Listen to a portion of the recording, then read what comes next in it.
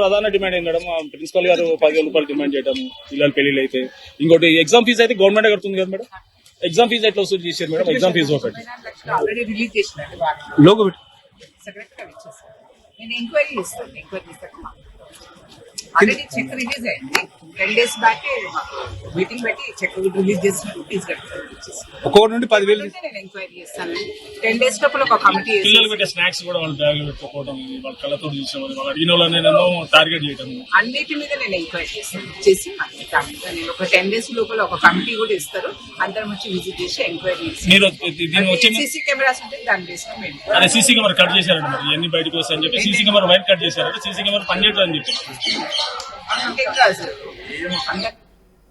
గవర్నమెంటే అన్ని ఫీజులు భరిస్తుంది, అయినా కూడా ఎగ్జామ్ ఫీజు అని, ఈ ఫీజు అని, ఆ ఫీజు అని ప్రతి పిల్లల నుంచి 10,000 రూపాయలు. 500 మంది స్టూడెంట్స్ ఉన్నారు. 500 మంది స్టూడెంట్స్ నుంచి 10,000 రూపాయలు వసూలు చేసిందంటే అర్థం చేసుకోండి ఎంత పెద్ద స్కామ్ ఇది.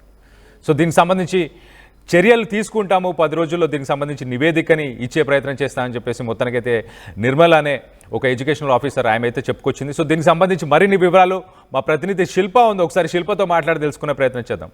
శిల్ప చెప్పండి, అసలు ఇప్పుడు లేటెస్ట్ అప్డేట్ ఏంటి? ఆ స్టూడెంట్స్ని పోలీస్ స్టేషన్కి తీసుకెళ్లారా? రైట్, షాద్నగర్లో హైటెన్షన్ వాతావరణం కొనసాగుతుంది.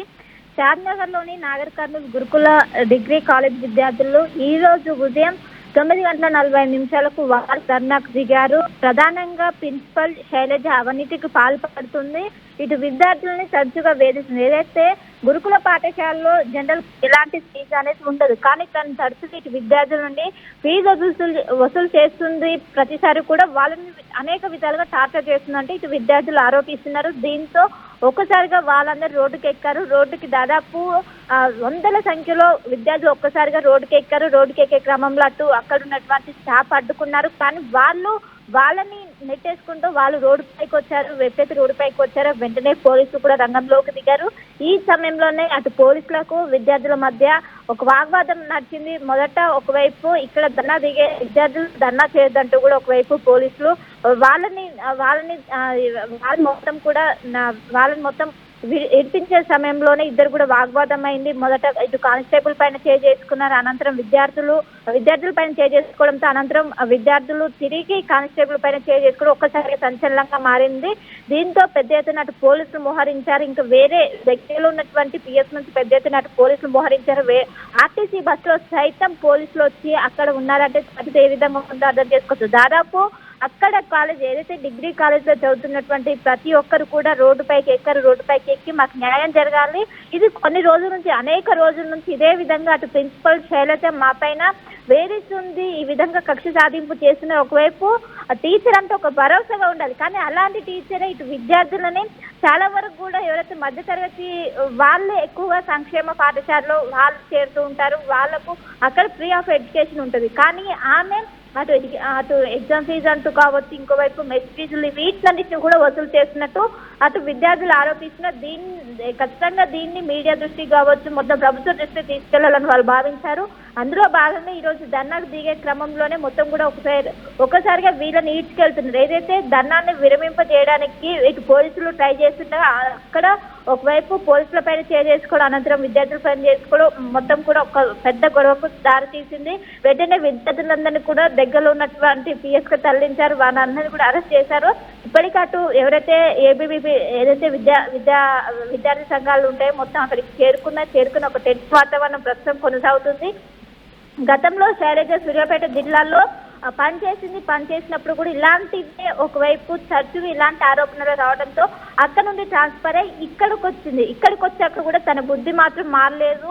ఈ విధంగా కొంతమంది స్టూడెంట్స్ ని తను టార్గెట్ చేసుకొని డబ్బులు వసూలు చేయడం కావచ్చు, అనేక విధాలుగా చాలా సార్లు ఒకవైపు వాళ్ళని చాలా విధాలుగా టార్చర్ చేస్తున్నట్టు కూడా విద్యార్థులు చేసిన. ఏదైతే గతంలోనే తన పైన అనేక ఫిర్యాదులు వచ్చినాక తన డిప్యూటేషన్ మీద ఇక్కడికి ట్రాన్స్ఫర్ చేశారు. ఏదైతే నాగర్ కర్నూలుకు సంబంధించినటువంటి గురుకుల పాఠశాల ఉంటుందో అక్కడికి ట్రాన్స్ఫర్ చేశారు. అక్కడికి ట్రాన్స్ఫర్ అయ్యాక కూడా ఇదే విధానం కొనసాగుతుండడంతో దీంతో విసుగు చెంది ఒక్కసారి విద్యార్థులందరూ కూడా రోడ్డు పైకి వచ్చారు. ప్రస్తుతం విద్యార్థులందరినీ కూడా అదుపులోకి తీసుకొని అరెస్ట్ చేశారు. కానీ ఇంకోవైపు విద్యార్థి సంఘాల నాయకులు ఒకరొకరుగా చేరుకుంటూ అక్కడ విద్యార్థులకు మద్దతుగా ప్రకటిస్తున్నారు. ఈ విధంగా ఒకవైపు ఏదైతే రక్షణ, ఒకవైపు సంక్షేమ హాస్టల్లో అంటే ఖచ్చితంగా ఎడ్యుకేషన్, అదేవిధంగా ఖచ్చితంగా 24/7 రక్షణ ఉంటుంది. అటు ప్రిన్సిపల్ అంటే ఒక అండగా ఉంటుంది.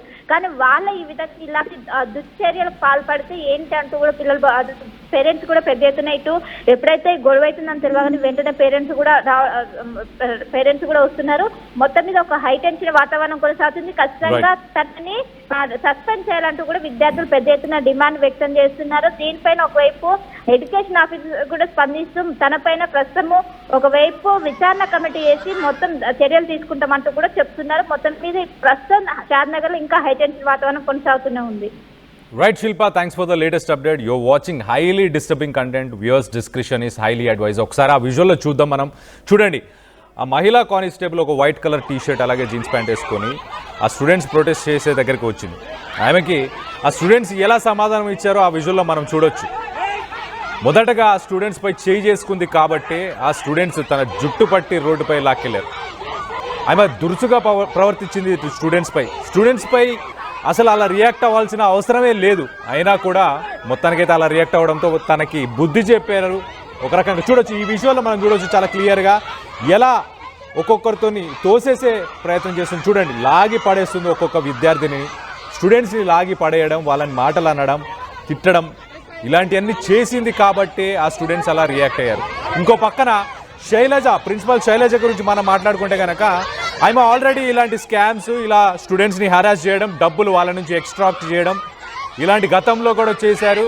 చేసిన ఆరోపణలు ఉన్నాయని చెప్పేసి మొత్తానికైతే డిప్యూటేషన్పై ఇక్కడికి తీసుకొచ్చారు. ఇక్కడికి వచ్చిన తర్వాత కూడా ఈ షాద్నగర్ కాలేజ్లో కూడా ఇదే పరిస్థితి. ఒక్కొక్కరి దగ్గర 10,000 రూపాయలు వసూలు చేశారంటే అర్థం చేసుకోండి. 500 మంది స్టూడెంట్స్ ఉన్నారు కాలేజ్లో, ఒక్కొక్కరి దగ్గర 10,000 వసూలు చేశారు. సో ఎంత వసూలు రాని అనుకోవచ్చు ఒక రకంగా. ఈ ప్రిన్సిపల్ శైలజ అని ఎట్టి పరిస్థితుల్లో మాకొద్దు అని ఆ షాద్నగర్ రోడ్డుపై వాళ్ళు బైఠాయించి ప్రొటెస్ట్ చేసిన సమయంలో ఇలాంటి సంఘటన చోటు చేసుకుంది. దీని తర్వాత ఆ స్టూడెంట్స్ని పోలీస్ స్టేషన్కి తీసుకెళ్ళినట్టు తెలుస్తుంది. వాళ్ళు ఏమన్నా పెద్ద ఘోరాలు చేశారా, ఇంకేమైనా చేశారా? ప్రొటెస్ట్ చేయడం వాళ్ళ తప్ప. స్టూడెంట్స్ని అసలు ఇలా పోలీస్ స్టేషన్కి తీసుకెళ్లాల్సిన అవసరం ఏంటి? పోలీసులు సరైన చర్యలు తీసుకున్నారా లేదా అన్న దానిపై మీ అభిప్రాయాలు ఏంటనేది కింద కమెంట్ రూపంలో తెలియపరచండి. ఒక్కసారి ఆ ప్రొటెస్ట్కి సంబంధించిన విజువల్స్ ఒక్కసారి చూద్దాం.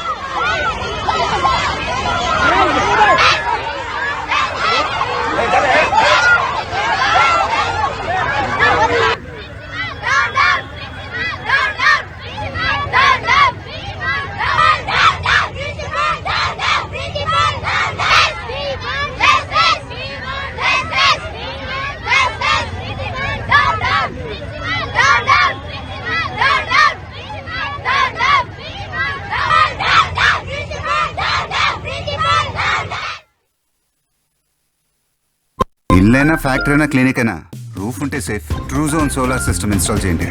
బిల్తో పాటు టీపీ తగ్గించండి. నువ్వు సూపర్ స్టార్ అయ్యా. Truzon solar power, super power. చరిత్ర సృష్టించినోడు